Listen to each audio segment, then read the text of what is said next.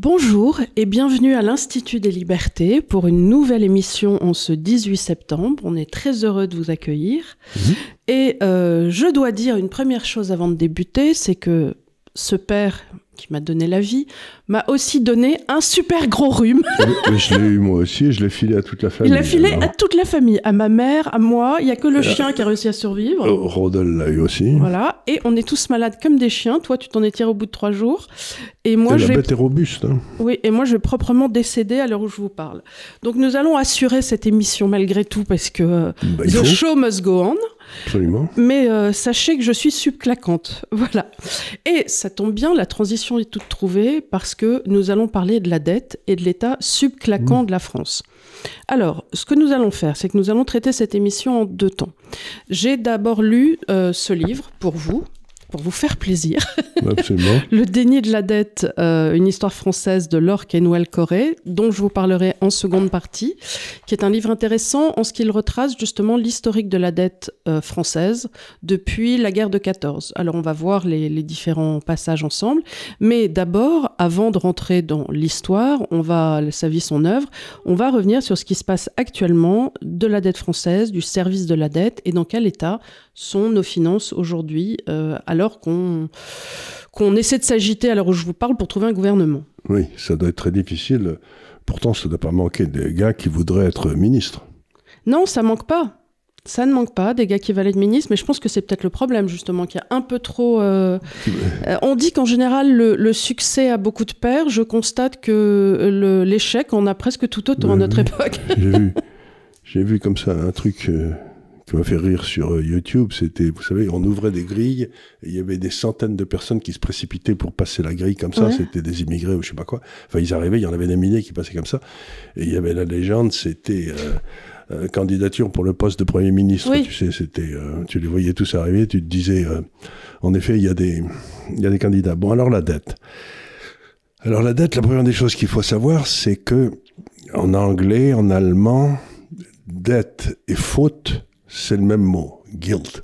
C'est-à-dire que dans le fond, la dette, c'est quasiment un péché, tu vois, pour toute une série de gens. Donc il y a une notation morale attachée à la dette. Parce que quand tu regardes l'histoire, il y a quand même beaucoup eu de drames économiques qui sont passés à cause de dettes qui n'ont pas été repayées, etc.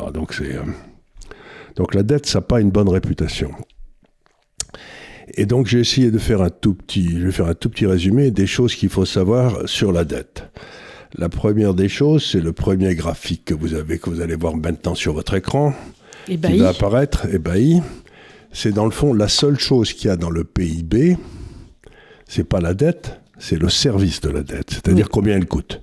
Voilà, alors on rappelle que comme on emprunte, et on reverra ensemble, quand on va faire l'histoire, qu'il est nécessaire de rétribuer la dette. L'épargne, on a un service, on appelle service, donc ce qu'on paye pour se payer la dette. Et en France, cette dette, ce service va être roulant, parce qu'au fur et à mesure, on va les payer, donc il y aura un service de la dette qui va rouler comme ça au fur et à mesure. Alors, ce service de la dette est bien entendu extrêmement dépendant des taux d'intérêt qui existent. Plus les taux d'intérêt sont élevés, plus le service de la dette sera important. C'est-à-dire, si vous empruntez à 0%, le service de la dette, il est de 0. Mais si vous empruntez à 10%, vous devez remettre 10% chaque année pour faire tourner votre dette. Alors, ici, j'ai le premier graphique que je montre la dette elle-même, qui est en train d'avoisiner les 3 000 milliards d'euros, ce qui est bien. Et la ligne bleue, c'est le service de la dette, et là, vous le lisez sur l'échelle de droite. Vous voyez, donc la dette se lit échelle de gauche, en trillions, le service de la dette. Et donc, vous voyez qu'il s'est passé un phénomène curieux aux alentours de 2010-2012, c'est-à-dire que notre dette a littéralement explosé et que le service de la dette s'est ratatiné. C'était le grand criminel aux charges des affaires de l'Europe, M. Draghi. Dont on a parlé la semaine dernière. Qui devrait être en prison d'ailleurs, et qui a mis les taux d'intérêt à 0. Alors vous voyez, ça fait passer le service de notre dette, qui était aux alentours de 2010, on devait être aux alentours de 60 milliards d'euros par an, service de la dette, ça l'a fait passer à 30. Donc pendant à peu près de 2010 à 2020, le service de la dette a baissé de moitié, pendant que la dette faisait plus que doubler. Quand même, c'était une manœuvre habile. Et à ce moment-là, normalement, un pays normal aurait dû se servir de cette période de taux d'intérêt très bas pour essayer d'émettre des obligations le plus longues possible, attraper l'épargne à ce moment-là. Attraper l'épargne à ce moment-là. Bon, on l'a fait un peu, mais pas assez. Peut-être qu'on a essayé de le faire plus et qu'il n'y avait pas tellement de preneurs. Il y avait que la Banque centrale qui achetait. Et donc aujourd'hui, avec les taux d'intérêt qui remontent, vous voyez que la ligne bleue est en train de remonter quasiment de façon verticale. Oui. Ah oui, ça on peut dire que c'est bien vertical. Et ça vient en déduction du PIB, c'est un coût. Oui. C'est un coût, donc ça vient en déduction du PIB. Mais vous voyez qu'aujourd'hui on est à près de 60 milliards, mais que maintenant on a le double effet de taux d'intérêt qui sont montés, qui vont peut-être continuer à monter pour ce qu'on en sait, et d'un volume qui a doublé.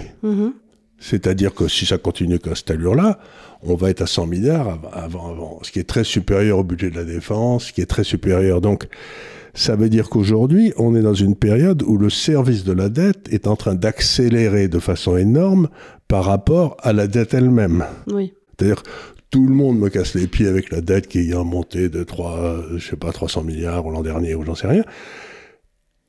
Mais la vraie question, c'est le service qui est passé de 30 à 60 et en allant vers 90. Donc ça veut dire que aujourd'hui, on arrive dans la phase de la dette où le service de la dette devient le problème. C'est-à-dire qu'à la limite, il faut payer de plus en plus pour le stock de dette existant. Alors ça prend du temps parce que la dette française a une duration moyenne d'à peu près 7 ans et demi ou 8 ans. C'est-à-dire que le stock de dette tourne en 8 ans. Voilà. Donc, on a encore dans notre stock de dettes, des dettes qu'on a émises il y a 7 ou 8 ans, à 0 ou à 1. Donc, ils sont pas chers, mais elles vont être remplacées par des dettes à 3 ou à 4. Donc, c'est une espèce d'effet cliquet comme ça monte. Mais on sait maintenant, si les taux d'intérêt restent à 3, que ça va... C'est-à-dire que, grosso modo, si les taux d'intérêt restent à 3 et qu'on a 3 000 milliards de dettes, ça veut dire que le service de la dette, dans les 8 ans qui viennent, va passer normalement de 60 à 90. C'est presque automatique. Donc, ce qui va rajouter au déficit budgétaire.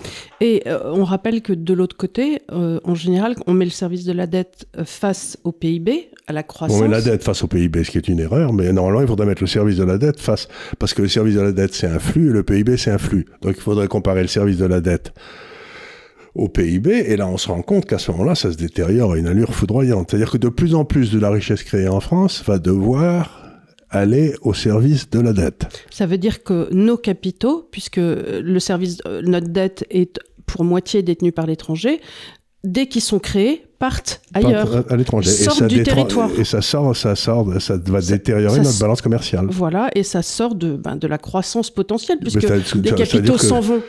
Imaginons que la dette soit à 100% du PIB pour que ce soit simple. Imaginons qu'elle soit à 100% du PIB. Eh bien, à ce moment-là, tu peux dire que si on croît de 3% par an, il y a la moitié de ça qui va devoir partir à l'étranger pour servir les intérêts de la dette. C'est-à-dire que les Français n'ont plus à se répartir que 1,5. Oui, voilà. Sachant qu'en plus, on sait que dans la mesure de ce PIB, on a en plus une mesure qui est un petit peu fictive, puisqu'on a ce PIB a été entretenu par la dette, justement. Par la dépense étatique. Par la dépense étatique. Parce que ce qui est la merveille de la comptabilité nationale, c'est que vous empruntez pour embaucher des fonctionnaires. Les fonctionnaires, ça rajoute au PIB, mais la dette, vous ne la voyez pas. Voilà, c'est magique. C'est magique. C'est l'effet qui se coule. Oui. Voilà. Donc ça, c'est donc le premier service. Donc c'est la première question. Alors la deuxième question, qui est extrêmement importante, c'est une notion qui a été mise en valeur par Keynes dans les années 30, c'est qu'un pays peut tomber dans ce qui s'appelle une trappe à dette. Alors la trappe à dette, c'est une notion assez simple, c'est que si votre dette est à peu près fixe et que les taux d'intérêt sont très au-dessus du taux de croissance du PIB, à ce moment-là, plus que ce que vous avez créé ira au service de la dette. Pour reprendre un exemple que les gens vont comprendre, si votre salaire croît de 3% par an, et que les taux d'intérêt sont à 6, vous ne gagnez pas des masses d'argent, il faut aller d'abord payer la dette. Et là, ce graphique vous montre en bleu c'est simplement la croissance du PIB sur les 7 dernières années, en moyenne. Tu vois. Et en noir, c'est les taux d'intérêt. Et quand les taux d'intérêt sont au-dessus de la ligne bleue, ça veut dire que tu es dans une trappe à dette et que la dette s'accumule beaucoup plus vite que le PIB ne croît. Ça s'appelle une trappe à dette. Et tu vois la crétinerie de M. Trichet qui, pour rester en liaison, pour qu'on ne dévalue pas vis-à-vis de l'euro, du Deutschmark, a maintenu des taux d'intérêt au-dessus. Et donc, on peut dire qu'aujourd'hui, notre problème de dette, il doit 80% de son existence à M. Trichet il y a quasiment 20 ans. Enfin, quand tu dis M. Trichet, c'est la création de l'euro. C'est la création de l'euro. Et surtout, non, ça, il n'était pas créé là, c'est quand... Parce que quand ça s'est passé là, des pays comme l'Italie, la Suède, etc., sont sortis de l'euro en disant, nous, on ne peut pas rester à l'euro avec des taux d'intérêt à 7%. Oui, bien sûr, bien sûr. Et M. Trichet a dit, moi, je suis un grand viril, je vais garder le taux de change vis-à-vis du franc français, et c'est de là de date la désindustrialisation de la France. C'est-à-dire qu'il a foutu en l'air un nombre d'entreprises gigantesques pour une petite satisfaction d'amour-propre, parce que l'Italie et la Suède, l'Italie est rentrée dans l'euro, la Suède n'en est jamais rentrée, elle s'en est fort bien portée. C'est drôle ce besoin des hommes de mesurer leur virilité au... Absolument, mais c'est des vieux messieurs, tu sais, oui. ils ont assez peu de satisfaction. Ils ont ça ou acheter des Porsche, quoi. Oui, c'est acheter des Porsche, voilà.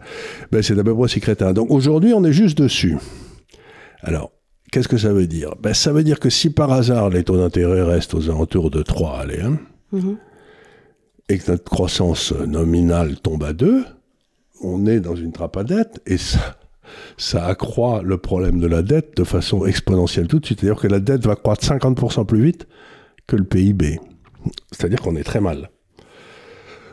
Depuis 2008-2009, les taux d'intérêt ont été en dessous du PIB. Donc là, bon, ça a été à peu près, mais enfin, c'était pas la joie, mais on pouvait financer sans trop de difficultés. Mais maintenant, on est en train de reflirter avec la trappe à dette, comme on l'a fait sur les grandes années de M. Trichet. Donc, le service de la dette va augmenter, et si par hasard on rentre dans une trappe à dette, c'est-à-dire que la croissance passe en dessous de 2% nominal, ben là on sera vraiment mal. Hein.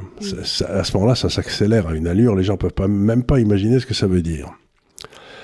Alors, la troisième chose qu'il faut savoir, c'est qu'un déficit budgétaire, il est composé de deux choses, du déficit courant et puis du paiement des intérêts.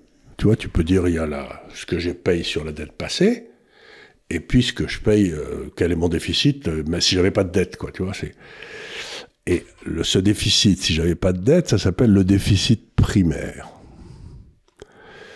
Et tu vois qu'aujourd'hui, le déficit primaire de la France, ben, il est toujours autour de 72 milliards. Et on peut dire que depuis... Alors pourquoi ça casse comme ça? Donc ça, c'est 2008? Ça, c'est 2008, c'est la grande crise de 2008, et M. Sarkozy qui sauve la France en embauchant des milliards de fonctionnaires, vous voyez, Puis là, on a une reprise parce que l'économie reprend, puis là, c'est le Covid. Là, c'est le Covid. Voilà. Oui, alors ça, on verrait des Et aujourd'hui, ce déficit primaire est en train de se creuser à toute allure. Je ne sais pas si tu as vu, il y a eu quelques débats sur on était à 5,2, etc. Oui. En fait, 6,4. 6,4, voilà. Donc c'est en train de se recreuser à toute allure, alors même qu'on n'a pas de récession. Tu vois, en principe, le déficit s'écroule quand le graphique est hachuré gris. Ça veut dire qu'on a une récession. Mais là, pour l'instant, on n'a pas de récession. Et apparemment, le déficit est en train de se péter la gueule à nouveau. Qu'est-ce que ça veut dire? Alors, qu'est-ce que ça serait s'il y avait une récession? Ah, mais c'est ça, mais on se retrouverait à, je sais pas combien, à 175, 200 milliards avant d'avoir eu le temps de dire ouf, quoi. C'est-à-dire qu'on peut tout à fait potentiellement, s'il y a une récession, on sera aux alentours de 300 milliards. Donc là, aujourd'hui, techniquement, on a vu hier Barnier qui nous disait « je vais sûrement devoir augmenter les impôts ». Ça marche pas, parce qu'on est à un tel niveau d'imposition qu'on sait que si on augmente les impôts, les rentrées fiscales vont baisser. Alors ça, c'est la courbe de l'affaire, ça a été étudié. On sait très bien qu'il arrive un certain nombre de captations fiscales où c'est contre-productif et en réalité, les plus riches s'en vont du territoire. Ou prennent des manœuvres, ou arrêtent de travailler, ou etc. Voilà. Sachant que seuls 45% des Français payent l'impôt sur le revenu, de toute façon, l'assiette fiscale est déjà déterminée. Donc la pressurisation qu'on va pouvoir exercer sur ces 55% restants restent... Voilà. Alors, et si on augmente l'IS, l'impôt sur les sociétés... c'est encore pire que tout, parce que là, on attaque la rentabilité même des affaires. Qui déjà, Or, la rentabilité... La marge brute d'autofinancement est très basse en France, donc si on augmente sur celle qui ne marche pas, ça va que la moyenne baissera, et donc que le chômage augmentera. Sans compter les business qui ne viendront pas en France, mais choisiront d'aller qui en Italie, qui en Espagne. Ou les business français qui diront, je vais fermer mon usine et je vais aller la coller c'est ce qui se passe avec EasyJet, qui déjà ferme Toulouse, oui. en disant ça n'est plus rentable. Et puis il y avait aussi les bonbons qui étaient dans la région du Midi là-bas. Haribo maintenant, je crois qu'ils ont foutu ils sont en train de foutre leurs usines à l'extérieur. Voilà, c'est pas possible autrement. Alors maintenant, on va faire une espèce de petite comparaison historique entre la France et l'Allemagne. La dette. Oui, c'est la dette en pourcentage du PIB. Donc le bleu, c'est l'Allemagne, le rouge, c'est la France. Et vous voyez qu'on est vraiment accro à la dette, parce que regardez ce qui se passe. En 90, par là, 92, l'Allemagne se réunifie. Donc ils font des dépenses pas possibles, parce qu'il faut payer pour l'Allemagne de l'Est, etc. Et bien pendant ces années-là, la France, les grandes années Mitterrand, dépense autant que l'Allemagne, alors qu'elle ne s'est pas réunifiée. Tu vois, il n'y a pas de raison qu'on expose comme ça. Et là, je voudrais faire une petite remarque. Et puis, tu vois, ensuite, l'Allemagne a réussi à reprendre le contrôle de son budget. Et aujourd'hui, on est à peu près là où on était en 95, en pourcentage du PIB. Mais nous, on a quasiment doublé. C'est un graphique logarithmique. Donc, on a quasiment doublé notre dette, pendant que l'Allemagne, elle se... Donc, ça veut dire que l'Allemagne, les sociétés allemandes deviennent de plus en plus compétitives par rapport aux sociétés françaises, parce que le siège social France est beaucoup plus cher que le siège social allemand. Tu vois, en définitive, ceux qui payent le siège social France, c'est les entreprises, c'est les gens qui créent de la valeur. Et bien là, on se rend compte qu'on a un gros problème. Notre siège social est complètement non compétitif à l'échelle mondiale. Et je voudrais dire quelque chose sur cette ligne rouge. Vous voyez cette espèce de tendance absolument qui monte, c'est ce dont tu vas parler d'ailleurs, c'est cette espèce de drogue à la dette que ont les Français. La dette, ça n'est que de l'impôt différé. Bien sûr. C'est-à-dire que c'est pas vous qui allez le payer, c'est vos enfants. Ou vos petits-enfants. Mais qu'est-ce que ça veut dire? C'est-à-dire que la démocratie, c'est le paiement des impôts, c'est le vote des impôts par les citoyens. Donc si tu fais de la dette, tu fais des impôts pour lesquels ceux qui le paieront n'ont pas voté. Mais bien sûr. Donc ça veut dire qu'on a cessé d'être en démocratie à partir du moment où M. Mitterrand a été élu. Puisqu'à ce moment-là, nous avons commencé à glisser dans la dette de façon absolument inarrêtable. Et le problème de la France, c'est que ça fait maintenant, donc 80 à 2020, ça va faire 40 ans, 45 ans, que nous ne sommes plus en démocratie. Nous sommes dans une espèce de technocratie qui a pris le pouvoir et qui subventionne des gens avec de l'argent qui n'existe pas pour avoir une rentabilité qui est nulle. Donc ça veut dire que automatiquement, nous allons à la faillite. La question, c'est pas si nous allons à la faillite, la question, c'est quand nous allons à la faillite. C'est pas possible autrement. Aujourd'hui, nous sommes à la fin de la réalité. Et c'est pas la première fois dans l'histoire, vous pouvez remonter. Louis XVI a sauté parce qu'ils ont été incapables, à l'époque, de traiter le problème de l'endettement de l'État. Et on a fini par le traiter en 1797, par la faillite des 2 tiers. C'est-à-dire ceux qui avaient des obligations d'État ont reçu 1 tiers, et puis le 2 tiers, on leur a dit, vous pouvez vous vous asseoir dessus. Merci d'avoir participé. Merci de nous avoir aidés. Donc voilà, on est dans une situation qui n'est pas nouvelle pour la France, mais il y a quand même une question qu'il faudrait se poser, c'est pourquoi la France ne réussit pas à avoir un système démocratique de vote des impôts et du contrôle des dépenses de l'État. Pourquoi ne réussit-on pas à contrôler la croissance de ce monstre qu'est l'État? Les Allemands y arrivent, les Américains, ils ont un problème en ce moment, mais les Anglais aussi, mais enfin, il y a des tas de pays qui arrivent. La Suède y est arrivée de façon remarquable. Il n'y a pas de raison que dans un système démocratique, on ne puisse pas mettre un frein à ces dépenses qui n'existent pas, qui ne correspondent à aucun besoin. Voilà, donc je voulais simplement vous dire que quand on vous parle de la dette, il faut que vous reteniez un certain nombre de choses. Le service de la dette, qui est très important. La deuxième chose, c'est la trappe à dette. Ça, c'est très important. On vous tiendra au courant si jamais on est... Aujourd'hui, on est à la limite, mais on va voir ce qui se passe. Et puis, le contrôle des dépenses de l'État, qui est chez nous complètement inefficient, qui n'existe pas. Il n'y a pas de contrôle des dépenses de l'État. Et l'État croît de façon complètement désordonnée. Et aujourd'hui, par exemple, alors que jamais on a dépensé autant pour la santé, eh ben, on manque de santé partout, quoi. Alors, on manque de santé partout. On entend évidemment parler pénurie de docteurs. Pénurie de docteurs. Les docteurs que je connais par ma fille, qui a des amis qui sont en médecine et ainsi de suite, sont dans des conditions absolument horribles, travaillent comme des acharnés pour rien dans des conditions vraiment de paiement et ainsi de suite très difficiles.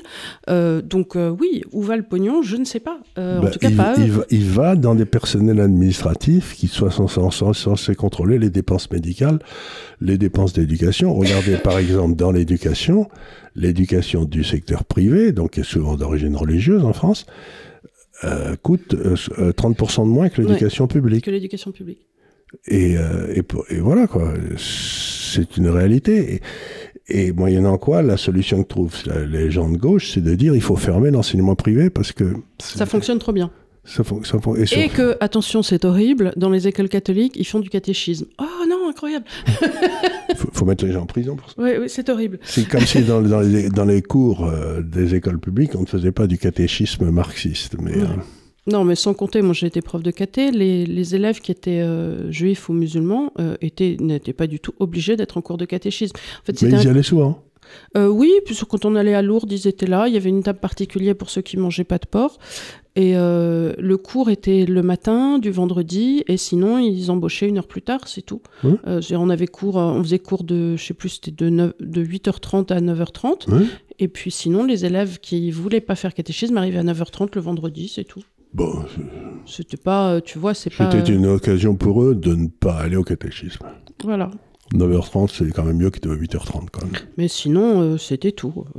Donc maintenant, on va vous raconter cette histoire, elle est dramatique, elle commence avec Mitterrand, elle s'est jamais arrêtée, ça fait maintenant 60 ans, et maintenant on va vous raconter que c'est pas nouveau, que c'est pas nouveau. Voilà, alors je me suis penchée, parce que je regarde toujours les petits livres de rentrée, sur ce livre-là, donc de Laure Quennouel-Coré, Le déni de la dette, qui est chercheuse au CNRS. Alors, évidemment... Est-ce que ça t'aurait ce que disait De Gaulle sur les chercheurs au CNRS? Non. Il avait visité le CNRS, il dit « Je vois où sont les chercheurs, mais je vois pas où sont les trouveurs ». Oui, c'est toujours le problème.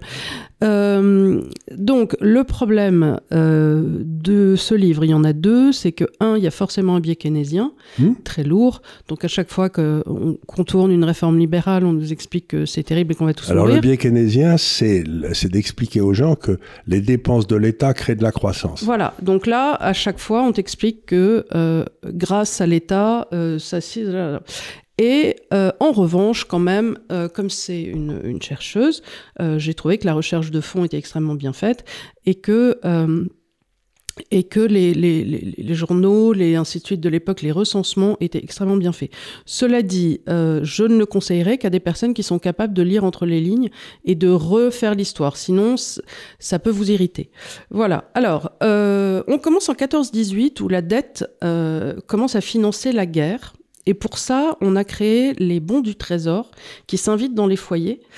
Et effectivement, les finances d'État n'étaient pas préparées à ce moment-là à ce qui s'avéra être une guerre longue et coûteuse. Et on était persuadés à 14-18 que la guerre serait finie à Noël. Hein. Ah ben complètement. Tout le monde est rentré, la fleur au fusil, les Anglais les premiers. Et à ce moment-là, les 3/4 des dépenses publiques vont être couvertes par l'emprunt. En Grande-Bretagne, ça représentera 28% du PIB. Et en France, le problème qu'on a eu, c'est que on devait voter évidemment des lois de finances. Or, la loi de finances pour 14-18 n'a été votée qu'en 1917. Donc heureusement qu'on a eu les bons du Trésor pour filer des pépettes entre-temps, parce que sinon, on n'avait pas accès... C'est-à-dire, ce que tu dis, c'est qu'on a financé... Bon, il y avait le budget de l'État... Et puis, il y a la Banque de France qui a émis des bons du Trésor, comme ça, pour payer les dépenses courantes. Et c'était acheté par la population, qui, à la limite, s'en servait comme d'un billet de banque. Alors ça, c'est ce qu'on va voir au fur et à mesure, parce que c'est assez drôle. C'est assez intéressant de regarder le fonctionnement, justement, de la dette et de la façon dont ça s'est organisé, parce qu'il y a vraiment eu la dette d'État, c'est-à-dire celle qui était votée par le budget, et puis ces histoires de bons du Trésor pendant très longtemps qui ont été faits par la Banque de France et qui a été fait à côté. Mais quelque part, ça faisait pas partie du budget voté et de ce qui, à l'époque, étaient les dépenses ordinaires et les dépenses extraordinaires. Donc, il y avait une espèce de truc qui caracolait... C'était de la création de monnaie pure et simple. Alors, surtout qu'on va voir... Parce qu'en principe, sous l'État Nord, la masse monétaire en France était fonction de la quantité d'or qu'il y avait dans les réserves de la Banque de France. Et donc là, il y avait donc le budget qui était voté, j'imagine, en fonction des réserves d'or ou je sais pas quoi. Et puis, les dépenses, on savait pas comment les financer. Donc, on les finançait en faisant marcher la planche à billets. Maintenant, si j'essaye d'appliquer ça aujourd'hui, c'est exactement ce qu'a fait la BCE avec M. Draghi. C'est-à-dire qu'ils sont mis d'un seul coup à créer de la monnaie de toutes pièces pour financer des dépenses courantes. Donc, M. Draghi, il a fait que reprendre le vieux truc. Voilà. Alors, à l'époque, c'est la Banque de France, maintenant, c'est la BCE. Donc vont être émis aussi dans le public des bons du Trésor qui existent en Grande-Bretagne depuis 1698 et vont être lancés les bons de défense nationale.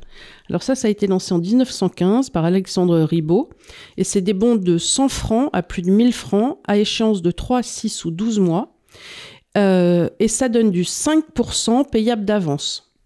Alors payable d'avance, ça veut dire que mettons que l'État français émette ça, il va vous émettre quelque chose à 95, que vous achetez à 95 et qui sera remboursé à 100, un an plus tard. 12 mois plus tard. 12 mois plus tard. Et ça a donné 3 milliards de ribotins, plus 350 millions de bons du Trésor ordinaires. Mais ce qui est à l'époque beaucoup d'argent. C'est quand même beaucoup d'argent. Et les BDN, donc les bons du Trésor ordinaire, oui c'est ça, peuvent devenir des obligations longues. Mais ça n'a pas le succès escompté. En fait, ils ont fait plein de petites opérations comme ça et ils essayaient de tenter le marché. Mais les ribotins sont quand même ce qui marchait le mieux. Et surtout, les gens commencent à s'en servir comme d'un paiement ordinaire, comme d'un moyen de paiement. Donc, tu vas chez ton boucher, tu peux donner un ribotin. Tu as une créance, tu peux payer ton loyer avec un ribotin. Donc, on commence à avoir avec cette monnaie presque parallèle de la Banque centrale, une monnaie parallèle. Et qui est exprimé en francs, mais il est évident que ça implique à terme que ces monnaies, ce franc, etc., soient dévaluées un jour vis-à-vis de l'or. Alors, le déficit public à ce moment-là s'élève à 28% du PIB en 1919, 12% en 1920, et la dette publique PIB, elle, reste élevée. Donc, on est à 151% en 1920, 172% en 1921, 168% en 1922-1923. C'est énorme. C'est énorme. Ça, c'est un peu comme les charges de la dette en Grande-Bretagne. Pareil, ils avaient se retrouver avec des niveaux... Alors, ce qui s'est passé ensuite dans cette période d'après-guerre, c'est qu'on est dans une période où tout le monde se dit l'Allemagne paiera. Oui, c'est la vieille blague, ça. Ça, c'est la vieille blague. Donc, les gens se disent, bon... On est inquiet, on voit bien qu'on a des problèmes financiers. Il ne faut pas oublier qu'en 1970, la France avait payé. Oui. Les Allemands avaient exigé le paiement de je ne sais plus combien de milliards d'or qui avait été payé par une souscription nationale et liquidé tout de suite. Donc, quand on demande aux Allemands de payer, c'est que nous, la fois d'avant, en 1970, c'est nous qui avions payé. Donc jusqu'en 1922, on est à peu près certain que l'Allemagne va payer, et ainsi de suite. Puis après, on se rend compte que quand même, c'est pas... ils sont ruinés. Alors, ils sont ruinés et que ça va pas être si facile que ça d'exiger ceci. Ils se rentrent en hyperinflation et tout, c'est pas gai. Hein. Voilà. Donc, on améliore les comptes publics. L'amortissement de la dette publique est d'environ 1,6 milliard par an en moyenne, mais c'est pas inclus dans les dépenses. Et... on est à un taux marginal d'imposition à l'époque qui est de 50% sur le revenu et on atteindra 90% en 1924. Oui. Donc, ce n'était pas des pertes formidables pour ça. Non, d'ailleurs, l'économie ne va pas très bien. Les bons du Trésor sont passés de 1,619 à 59,380 fin 1921. Mais on a une situation intérieure de la France qui est absolument catastrophique et qui entraîne une montée de l'inflation et une dégradation du cours du franc à l'extérieur. Évidemment. Donc ça, c'est absolument horrible. Et Poincaré arrive, qui permet d'avoir une remise en ordre budgétaire. Et il fait une grosse dévaluation. Je ne sais plus si je peux retrouver le passage du livre, mais bon, c'est pas grave. Je crois que c'était 80%. Oui, c'était quelque chose comme ça. Et donc, mais on était avant ça avec des crises d'inflation pas possibles. Et puis surtout, le franc était attaqué tout le temps. Et alors, il se passe un phénomène curieux que je raconte comme ça, peut-être qui n'est peut-être pas dans le livre, là. C'est qu'après la dévaluation, la Donc France... oui, c'est en juin 1928, 80% de sa valeur. 80% de valeur. Donc à ce moment-là, la France est très compétitive. Oui, bah forcément, à l'export. À l'export. Donc elle ramasse une partie importante de l'or dans le monde, puisque les transactions internationales se soldaient avec de l'or. Et ils ne laissent pas monter leur masse monétaire à due concurrence de l'or qui arrivait. C'est-à-dire que la France fout en faillite les autres pays parce qu'elle est trop compétitive, dont l'Allemagne. L'or arrive chez nous. Normalement, on devrait augmenter la masse monétaire, les taux d'intérêt devaient baisser pour que l'économie française boom, mais pour des raisons d'inflation, on empêche de le faire. Donc, on est une des grandes causes, personne ne dit jamais, de la grande dépression qui arrive. C'est parce qu'on force tous les autres pays à la déflation ayant dévalué comme des malades. Certains disent aussi que la guerre des bourgs a été faite... Pour prendre de l'or, ça c'était en 70. Parce que c'était dans les années 1880, la guerre des bourgs, 80-90, oui. Donc, il faut bien savoir que l'un des problèmes de l'étalon or, c'est que s'il y a un pays qui suit une politique mercantiliste, qui accumule de l'or et qui n'augmente pas sa masse monétaire à due concurrence de l'augmentation de l'or, à ce moment-là, ça force les autres pays dans une déflation et ils s'enfoncent. Alors, pourquoi on n'a pas voulu augmenter notre masse monétaire? Parce qu'on avait peur de l'inflation? Oui, parce qu'on avait peur de l'inflation et puis parce qu'on était content d'avoir plein d'or. Oui, mais ça, je comprends. C'est le propre du mercantiliste. C'est-à-dire qu'il veut avoir plein d'or et ensuite il crève parce que mais sur son à partir tas du d'or, moment où tu as une indexation, ça devrait se faire presque automatiquement. C'est-à-dire que tu rentres... Ils n'ont pas laissé la masse monétaire. Ils ont cassé le lien. Tu dois normalement, c'est le principe de l'indexation. l'indexation. Ils ont stérilisé les entrées d'or. Ouais. Et c'est d'autant plus idiot que... Complètement idiot. Que ça envoie aussi un message de force vis-à-vis des tiers. Donc, je comprends pas pourquoi tu ferais montrer ton stock d'or sans le dire et sans indexer ta monnaie de façon réaliste. Bien sûr. Mais bon, ils l'ont pas fait. Et ça, sans vouloir dire du mal des gens, Thérèse, un homme que j'aime bien, l'un des grands responsables de toute cette politique, ça a été REF. C'est-à-dire que c'est REF qui a, par peur de l'inflation, dans les années 30, a été un des gars qui a maintenu une politique monétaire abominablement restrictive sans raison, quoi. Et en plus, les États-Unis, en 34-35, janvier 35, je crois, alors qu'ils avaient des excédents, des comptes courants massifs et aussi, ils ont dévalué massivement le dollar. Alors là, ils ont relancé la dépression dans le monde entier. Et pourquoi ils ont fait ça? Parce que ils voulaient être compétitifs à l'export? Ils voulaient être compétitifs à l'export et ils voulaient, parce que oui, ils ont fait ça simplement parce que mercantilisme, c'est-à-dire ils pensaient que dévaluer, ça allait leur amener plus d'exportation. Mais ça amène plus d'exportation, sauf si tu fous ta dévaluation, fous les pays en l'air. Bah, les pays qui doivent acheter en l'air. Et dans ces cas-là, qui t'achètent? Qui t'achètent, ben, c'est exactement pour ça qu'on a recommandé l'yen il y a quelques temps, c'est que le yen était arrivé à un tel niveau qu'ils allaient foutre en l'air tout le monde, quoi. Et alors, on se rend compte, donc en 28, là on est, que l'Allemagne ne remboursera pas sa dette et que du coup, la dette française ne sera pas résorbée comme prévu parce qu'ils avaient fait des jolis petits schémas. On se dit, ils vont nous rembourser tant, du coup, notre dette sera résorbée. Puis alors là, on dit, l'Allemagne ne va pas payer et on se dit, du coup, comment on va faire pour rembourser notre dette? Et la dégradation, en fait, va venir... Qui était détenue principalement par les Français. Il y avait beaucoup de Français. Il y avait beaucoup de Français. En 1918, la dette est de 7 milliards de dollars. Je ne sais pas pourquoi elle était chiffrée en dollars, mais voilà. Et en 1925, elle est de 188 milliards de francs, selon le change en vigueur, dont près de 90% de dette politique. Ouais. Et l'opinion publique à l'époque se polarise énormément sur les billets et sur le cours du franc. Oui, il y a des engueulades. Il y a un film où il y a Jean Gabin comme ça qui joue le rôle un peu de Clémenceau et tout, c'est assez rigolo. Attends, il faut que je retrouve la page 75, parce qu'apparemment, il y a quelque chose à lire dedans. Le grand perdant de toute la décennie est celui qui a placé dans des valeurs à revenus fixes, dans les valeurs de l'État. Sur une base 100 en 1914, leur indice est tombé de 37,6 en 1929, tandis que celui des actions s'est élevé de 100 à 148,2.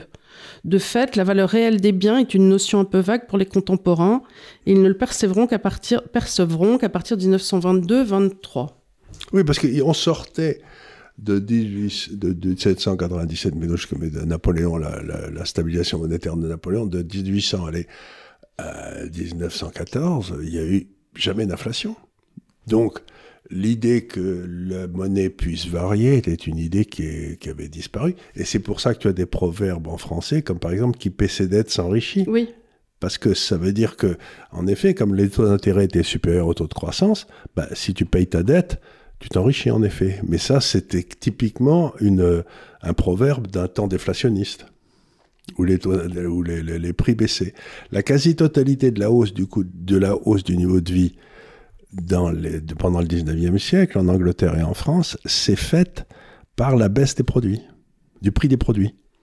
Tu vois, le salaire n'augmentait pas, mais par contre, avec ton salaire, t'achetais de plus en plus. Oui, on a vu ça avec les télévisions, ainsi de suite. Autrefois, quand j'étais petite, acheter une télévision, ça représentait un mois de salaire. De nos jours, ça représente 10%. Enfin, voilà. Et bien en plus, la télévision, ça peut servir pour faire des jeux. Il y a fait 25 oui, c'est ça. trucs. En plus, ça fait écran, en plus, ainsi de suite. Alors, ce qui est intéressant dans cette période-là, donc là, on est en 25, c'est que l'opinion publique est très énervée contre la monnaie fiduciaire. Oui. Et pour elle, l'inflation est vraiment un phénomène monétaire, donc ça, on est relativement d'accord. Et l'inflation est créée pour eux par cette impression fiduciaire de billets. Ils ont raison d'ailleurs. Et donc ils disent, faut arrêter un petit peu avec la planche à billets. Et ça, on le retrouve dans le petit dauphinois de l'époque, qui dit, plus la circulation monétaire est abondante, plus le coût de la vie augmente.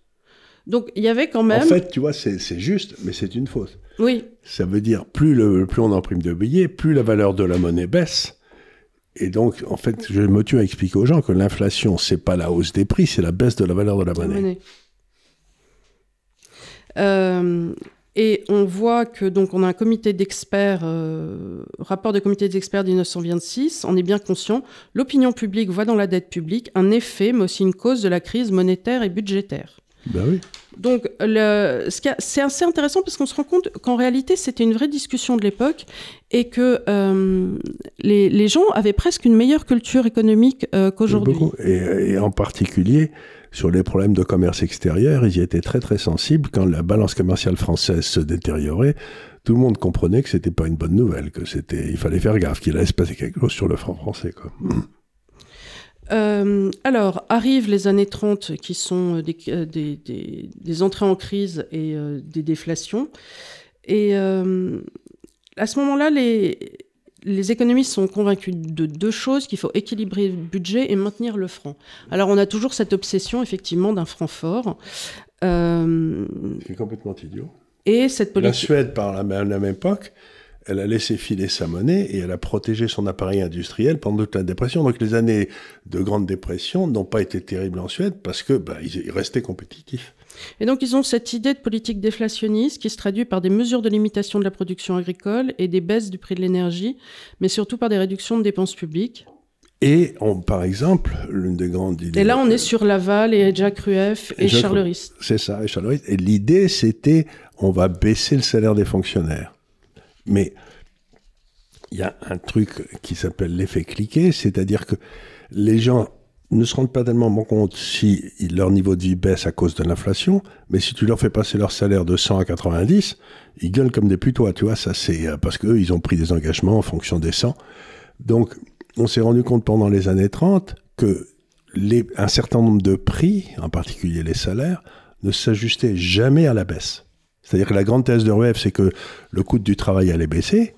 Et ce qui est marrant, c'est que c'est exactement la même erreur qu'a fait Trichet. Lui aussi, il a pensé que si on se collait à l'Allemagne, on allait être obligé de suivre une politique, etc. Et il a fait exactement la même erreur que Rueff. Et ça, c'est l'inspection des finances. Et alors, on se retrouve à ce moment-là dans une période difficile parce que l'État doit négocier avec les banques. Oui. Et c'est de plus en plus tendu et on se retrouve avec des emprunts à moyen et long terme, dont 14 seront lancés en 1932 et 1935 à des taux variant entre 4 et 5,5. Oui. Et, ce qui était considéré comme très élevé à l'époque. Oui. Et près d'un tiers des placements des emprunts d'État se fait auprès du Crédit Lyonnais, qui se taille à la part du Lyon dans cette connivence. Et il agira, le Crédit Lyonnais, en chef de file des grandes banques dans la négociation avec l'État sur les émissions de titres. Et tout ça est un peu aussi, il faut garder en mémoire, ce qui va sous-tendre la loi de 73 dont on va parler tout à l'heure, qui est un bouteillon, et on reviendra sur la notion. Mais cette idée que l'État ne doit pas emprunter, les enfants, l'État empruntait auprès des grandes banques qui elles-mêmes empruntaient potentiellement pour leur capital à l'international. Donc l'État n'a jamais... Peut-être pas à l'époque, mais... Si. Oui, ils ont commencé, il y a eu des problèmes, mais l'idée de base, c'est que quand même, l'État emprunte. Premier point, il a toujours emprunté, c'est nécessaire. Et deuxième point, qu'il faut dire et redire, il n'y a aucune raison que l'État emprunte gratuitement aux épargnants. Parce qu'à ce moment-là, c'est un transfert de richesse de celui qui épargne aux fonctionnaires. Donc, toute une partie de la doctrine de gauche, c'est il faut que l'État emprunte gratuitement parce qu'il est au service du bien commun. Bon, ben, celui qui croit que l'État est au service du bien commun, c'est pas faux, mais aujourd'hui, c'est pas évident. Hein. Alors bon, là on avance dans le temps, on arrive sur la guerre et l'occupation, et pendant le premier conflit, on essaie de lever au début, c'est Paul Reynaud, on essaie de lever un petit peu des sous, mais ça va quand même très vite. Et par la suite, une fois que les Allemands sont là, il y aura 6 milliards de réquisitions. Qui seront réglés en bons en 1939-1940 et 456 milliards sont remis en paiement des impôts pour la seule année 1939. On crée à ce moment-là une caisse autonome de défense nationale qui émet à partir de mars 38 des bons à 18 mois, puis en juillet 39 des bons d'armement à 2 ans qui se substituent aux bons de défense nationale. Bon, ça toutefois, on est toujours dans les histoires d'efforts de guerre avec des rendements qui sont assurés plus ou moins par un effet de Ponzi, parce qu'en réalité, il n'y a pas de... Il n'y a pas de création de richesse. Il n'y a pas de création de richesse. Alors, un point important, c'est qu'avec Didier, on a beaucoup travaillé sur ces histoires de dette à long terme et tout. Il faut savoir qu'entre 1914 et 1945, c'est-à-dire le temps des guerres, hein, le suicide de l'Europe, là, la guerre de 30 ans, une obligation française a perdu 97% de sa valeur. C'est-à-dire, les gens rigolent avec les emprunts russes, tu sais, où tu as perdu 100% de ta valeur. Mais 97%... T'es pas loin, hein. T'es pas très loin. T'es pas très loin. 97%, tu as perdu 97% de la valeur. Donc, il faut bien se rendre compte que cette période 1914-1945, ça a été la liquidation en Europe de toute une classe d'épargnants, de rentiers, qui a été liquidé, mais en 30 ans, qui n'existait plus après 45. Alors, pour ce qui est du conflit militaire, ça entraîne des nouvelles dépenses qui sont financées à 29% par l'impôt, à 38% par la dette, à moins de 3 ans, et à 33% par des avances de la Banque de France. C'est-à-dire impression de billets. Impression de billets. Donc, encore une fois... Inflation. Voilà. L'État doit verser tous les 10 jours, en moyenne, l'État français, 4 000 millions de francs à l'occupant. Au total, la France versera à l'Allemagne plus de 700 milliards de francs, ce qui est un chiffre vertigineux pour l'époque. C'est une forte hausse à l'époque de la dette publique, masquée par la mise en place d'un circuit monétaire assez particulier de 38 à 44. Ouais, oui, c'était on retrouve la Banque de France à la manœuvre. Voilà. On a trouvé aussi une restriction de billets à partir de 42. Je ne sais pas pourquoi. Ils voulaient éviter l'inflation, donc ils se sont dit à un moment, tiens, on va essayer d'arrêter d'émettre. On passe par les comptes bancaires. Je vous signale qu'on est en train d'essayer de faire la même chose avec les monnaies numériques. Hein. Oui. C'est pour ça, l'histoire financière, c'est passionnant, parce que vous vous rendez compte que nos ancêtres, ils ont à peu près tout essayé, hein, pour ne pas jamais payer le vrai prix. C'est ça l'histoire. Alors, la dette publique a explosé pendant la guerre, s'élevant à 250% du PIB en 1944. Et si les avances de la Banque de France, soit la dette envers l'Institut d'émission, sont limitées grâce à un circuit, elles s'élèvent tout de même à 60% du PIB. On est quand même pas mal. Hein. On est quand même pas mal. Bon, alors, là, on arrive en 1945, sortie de guerre. Et là, bon, on a des finances absolument dévastées.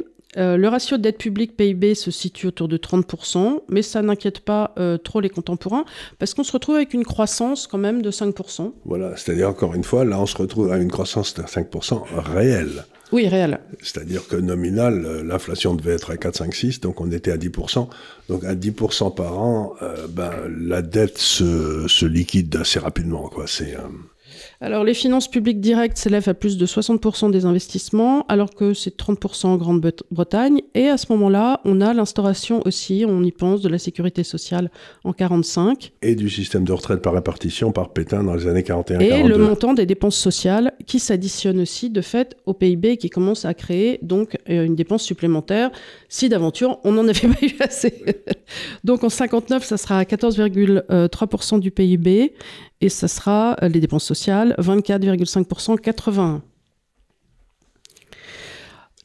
C'est les 30 glorieuses. Voilà, de 44 à 48, alors l'auteur parle de choix de facilité monétaire. On a une forte inflation, sortir de la guerre. Les prix sont multipliés par 4 entre 45 et 48. Et la France choisit plus ou moins de régler ses dettes de guerre par l'inflation, choisit ou je ne sais pas, ou en tout cas le subit, et par une dévalorisation du franc. En décembre 1945, le franc est dévalué de 63%, puis de 44%, puis de 22% en 1948, et à nouveau de 22,4% en 1949. Et c'est là où nos hommes politiques de l'époque prenaient l'avion pour Washington pour aller faire les fins de mois, parce qu'il fallait payer des dollars, donc on allait réclamer des dollars à Washington.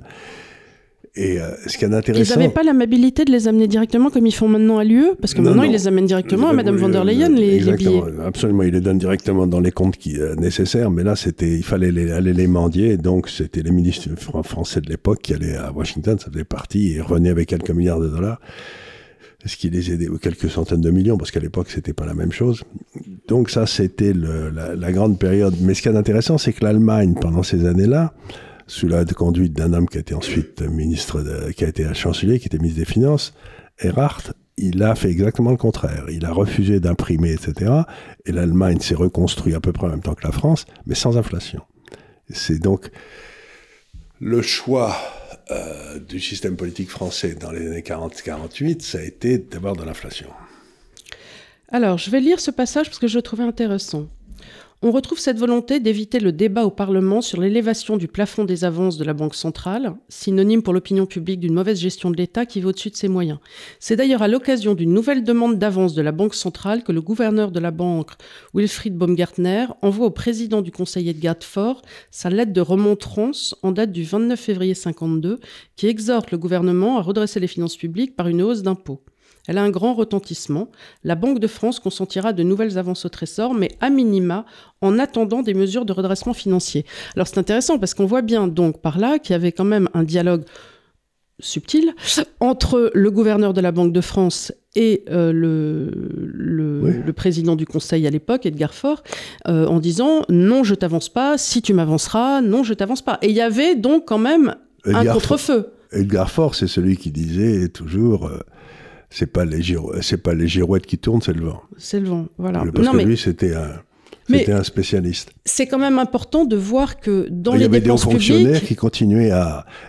À l'époque, quand même, bon, ils n'avaient pas toujours raison et tout, mais il y avait cette classe de hauts fonctionnaires que j'ai appelé les moines soldats, dont Wilfried Baumgartner faisait partie, qui avaient quand même une espèce de sens de l'État, sens de la France et tout, qui n'étaient pas toujours partisans de la facilité. Et qui avaient un sens de leur propre maison. Ils disaient, bon, moi, je suis gouverneur de la Banque de France, j'ai un boulot, et je vous laisserai pas faire n'importe quoi. Voilà, c'est ça. Donc, de sorte que... Il y avait des gens qui savaient dire non. Oui, et puis quand ils disaient non, ils disaient non. Donc, voilà, il n'y avait pas ces petits arrangements entre amis. Hein. Aussi, je vous ai prouvé quelque chose, c'est que vous avez vu mon niveau de lecture. Je peux au moins devenir ministre. Voilà. Exactement. Oui, tu es capable de lire un texte à haute voix. À haute voix. Hein, à haute voix, sans alors, les méchants me diront que c'est parce que je suis de haute extraction et une bourgeoise, oui. Mais je tiens à dire que j'ai des cousines qui sont dans les Pyrénées, elles lisent aussi bien que moi. Hein. Oui. Comme quoi, on peut être du peuple et savoir très bien lire. Non.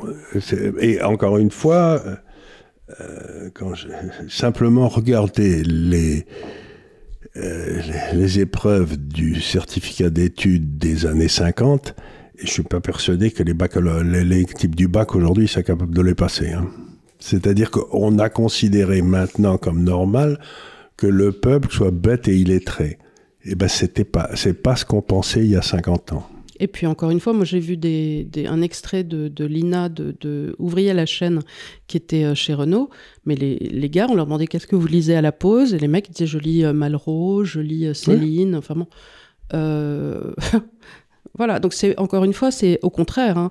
Et on a tous dans nos familles des gens qui peuvent être qui ont une vie très simple, hein, très simple, et qui lisaient Malraux dans le texte. Hein. Il y a pas cette idée que parce qu'on est du peuple, on devrait être couillon. Et on ne devrait pas avoir fait d'études. Ou on devrait rien lire et rien savoir. Ça veut dire que toute l'école du Sœurs de la République a raté. Or, ce n'était pas le cas et on avait eu un grand succès, c'était le niveau d'élévation des études par l'école de la République. C'est quelque chose qu'on oublie, mais qui a été détruite, cette école de la République, par la gauche. Quoi. Par la gauche, par la nouvelle gauche. Par la nouvelle gauche. C'est incroyable. Alors là, je suis en 52 et c'est l'emprunt Pinet, ou l'appel à la confiance. Et c'est un emprunt qui est à 3,5 indexé sur l'or, qui est lancé en mai 52. Et c'est l'acmé de la politique économique et financière du président du Conseil des ministres de Finances Pinet pour faire face à une situation monétaire et budgétaire critique depuis 51. Parce qu'il y avait une hausse des prix des matières premières, hausse des dépenses militaires et une chute du franc. L'emprunt s'accompagne d'un blocage des prix, de la suspension des crédits publics et de l'amnistie fiscale et du refus de dévaluer le franc. Et ce qui est intéressant avec cet emprunt Pinet, c'est qu'il avait des avantages fiscaux considérables. Considérables, oui. En particulier, si quelqu'un claquait et qu'il était bourré d'emprunt Pinet, il ne payait pas d'impôt sur les successions sur l'emprunt Pinet. C'est-à-dire que quand l'emprunt Pinet se mettait à monter en bourse, on se disait, tiens, il y a quelqu'un de très riche qui est en train de mourir, parce que les héritiers achetaient à fond la caisse avec tout ce qu'ils pouvaient, c'était rigolo. Mais ça veut dire que l'une des bonnes conditions d'une stabilisation des prix, c'est de donner des avantages, des outils de placement aux gens qui ne souffrent pas d'inflation. Tu vois, parce qu'il y a eu l'emprunt Pinet, puis il y avait eu aussi la CNE 3% qui avait été émise par l'Électricité de France pour faire son grand programme d'abord de barrage, puis ensuite nucléaire, et elle payait 3% indexé sur le prix de l'électricité. Ça avait eu aussi un énorme succès. Donc, mais ça, t'as intérêt à laisser toutes tes lumières allumées, du coup. Oui, tu t'en fous. En tout cas, tu t'en fous. Mais ça veut dire que donc les épargnants français jusqu'à Giscard à peu près avaient des outils pour se protéger contre la malfaisance du gouvernement. Alors, l'emprunt Pinet, à l'époque, la presse s'interroge sur le sens et le résultat de la politique. Raymond Aron, dans le Figaro, n'y voit guère la marque d'un libéralisme et celui de la réussite d'ordre psychologique, sans fondement doctrinal libéral et sans véritable action sur l'inflation, tout comme le Populaire à l'époque, qui trouve le caractère autoritaire des mesures, tandis que Combat ironise sur le poids de la parole de Pinet qui a procédé par incantation. En réalité, il va plutôt bien marcher, cet emprunt Pinet. Il va plutôt être stabilisé, mais ça va être de relativement courte durée, de ce que j'ai lu. À ce moment-là, il y a eu la guerre d'Indochine, puis après la guerre d'Algérie. Voilà. Donc on a eu quand même toute une série de dépenses. La différence entre l'Allemagne et la France pendant ces années-là, c'est que les Allemands, ils n'avaient pas de guerre des colonies, tandis que nous, on a eu l'Indochine et l'Algérie qui ont coûté cher. Hein. Et justement, on se retrouve donc en 57 avec le FMI à cause de cette histoire d'Algérie qui nous a coûté bonbon. Ouais. Et le FMI tape à notre porte et nous dit... alors, la visite du directeur général du FMI, Père Jacobson, en 57, alerte de la menace d'une mise sous tutelle de la France. En vue des échéances de la fin de 58, convertibilité externe du franc, entrée dans le marché commun, le FMI et l'UEP conditionnent leur aide à la France. Pardon ? Et c'est là que De Gaulle arrive. Et c'est là que De Gaulle arrive. Et remet, avec Rueff et Pinet, de l'ordre dans la maison. Voilà. Alors là, effectivement, c'est une rupture politique, économique et monétaire de 58. On a une réorganisation avec le plan Pinet-Rueff de décembre 58, et c'est présidé par Rueff et une EDO fonctionnaire. Et ils dénoncent effectivement le déficit permanent des finances publiques qui a conduit à un excès. Et ils se disent, voilà, il va falloir qu'on vive selon nos moyens. C'est-à-dire que l'État... Voilà. Et on retourne à l'équilibre budgétaire avec De Gaulle. Voilà. Alors, je vais passer un peu vite parce que c'est vrai que l'heure tourne. Alors, l'opinion publique est assez favorable à ce changement parce que les gens ont envie d'une certaine stabilité et en ont un peu marre justement de ces politiques économiques qui vont, qui viennent et ainsi de suite. Et des crises récurrentes sur le taux de change du franc français. Voilà. Alors, pour ce qui est de l'inflation, entre 58 et 67, l'inflation est réduite de 6,2 à 2,7. Le taux de croissance annuel, lui, oscille entre 5 et 7%. Le ratio dette publique PIB passe de 31,3 à 18%. Et on a enfin un solde budgétaire positif qui atteint entre 59 et 66. Et c'est à ce moment-là que la France se révolte parce qu'ils s'ennuient en mai 68. Voilà. Ils se sont dit, tout va bien, donc c'est le moment de faire n'importe quoi. C'est le moment de tout faire péter. Alors là, on voit arriver les deux ministres des Finances publiques, que sont Michel Debré et Valéry Giscard d'Estaing, qui offrent deux visages différents sur la question budgétaire. Et arrive donc justement cette fameuse loi de 73. Alors, qui arrive par Valéry Giscard d'Estaing, et c'est lui qui a édicté la règle, pas de croissance des dépenses publiques supérieure à celle du produit national brut, et c'est lui qui a aussi souhaité inscrire l'équilibre budgétaire dans la Constitution, mais sans succès. C'est-à-dire que, encore une fois, pour qu'un système capitaliste fonctionne, sans être gangrené par le système politique, le déficit budgétaire, sauf en cas de guerre, devrait être anticonstitutionnel. C'est-à-dire qu'on ne devrait pas donner le droit à des hommes politiques de voter des dépenses qui ne sont pas financées, quoi. C'est une histoire de fou. Alors, si vous lisez ce livre, vous vous rendez bien compte que pendant tout le début du XXe siècle, les rapports en France entre la Banque de France et l'emprunt général et la dette ont été pluriels. On a eu des problèmes d'inflation, on a eu des problèmes dans la population parce que justement tout ça n'était pas très clair. Donc une des premières choses qu'a voulu faire Valéry Giscard d'Estaing à l'époque, dont je ne suis pas une fan au demeurant, mais je le constate, c'était dire, bon écoutez, on va rationnellement se dire qu'il faut arrêter de vivre plus haut que ce qu'on peut faire. On devrait donc inscrire dans la Constitution qu'il serait anticonstitutionnel d'emprunter pour toutes les raisons qu'on a vues. Et pour cette même raison, on va déclarer impossible que la Banque de France finance les gouvernements.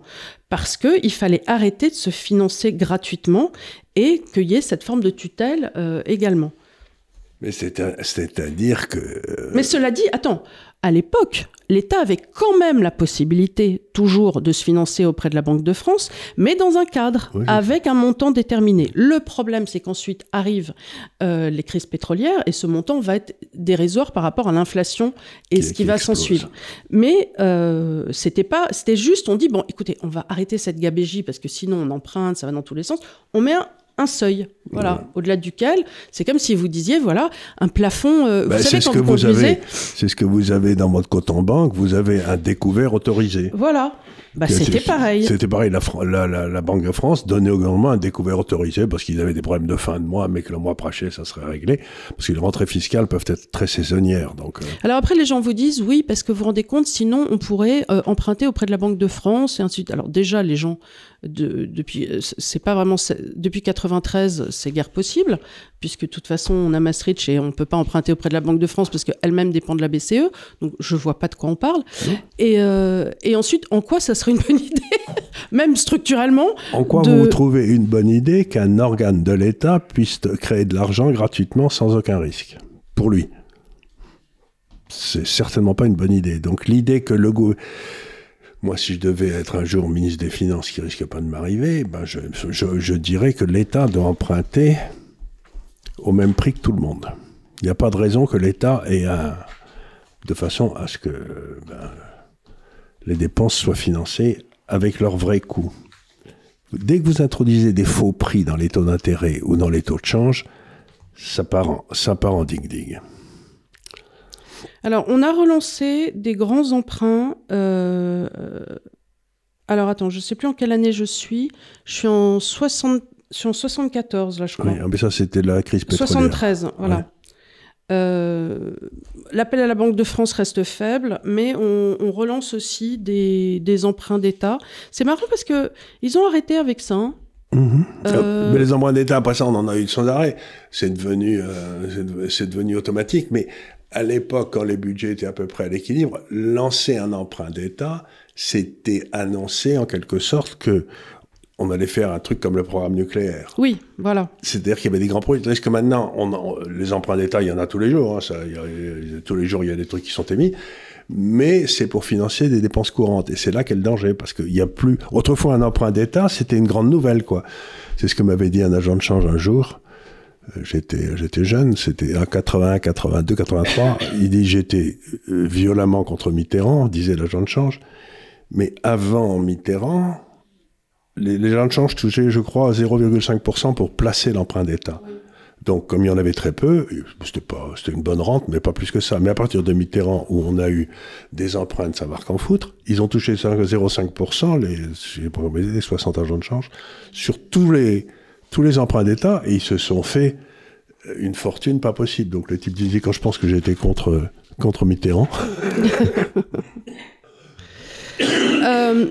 Quelque chose d'autre aussi qu'on voit dans cet essai, c'est que l'État a souvent fait appel aux banques, a régulièrement négocié avec elles le montant des emprunts d'État, le taux des commissions, les calendriers des émissions dans les titres.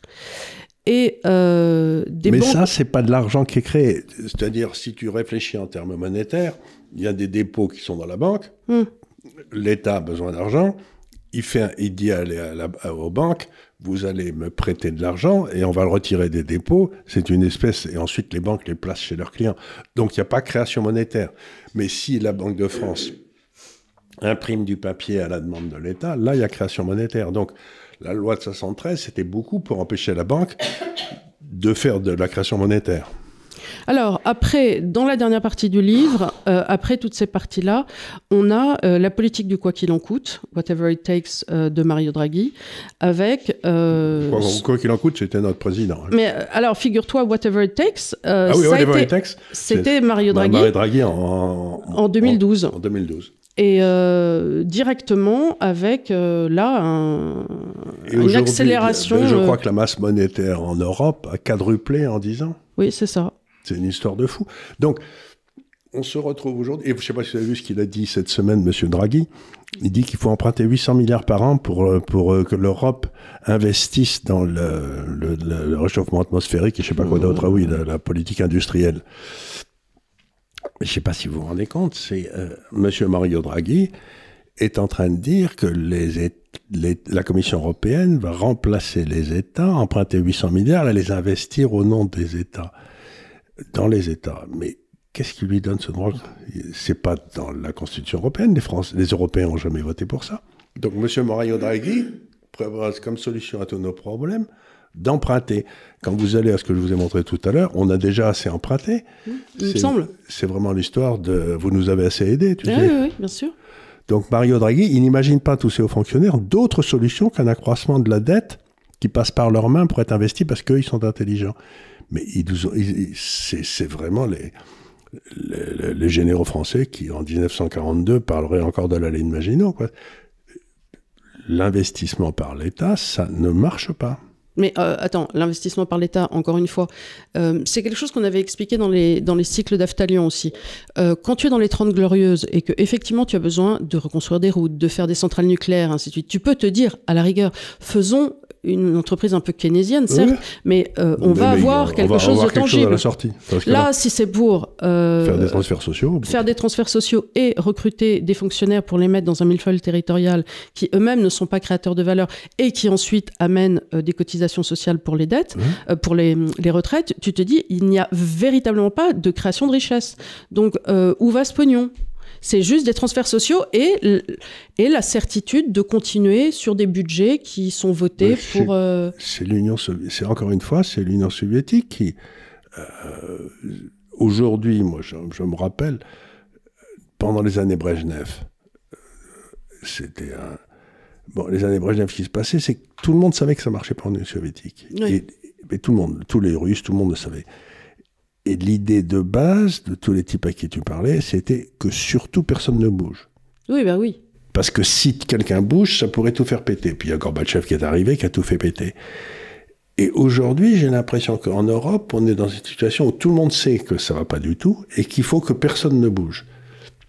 l'idée que si quelqu'un bouge, mais quelqu'un va bouger. Déjà, tu sens que des gens comme Orban, comme les Polonais, tout ça, sont en train de bouger dans le domaine de l'immigration. L'Allemagne vient de fermer ses frontières. Donc, ça commence à bouger.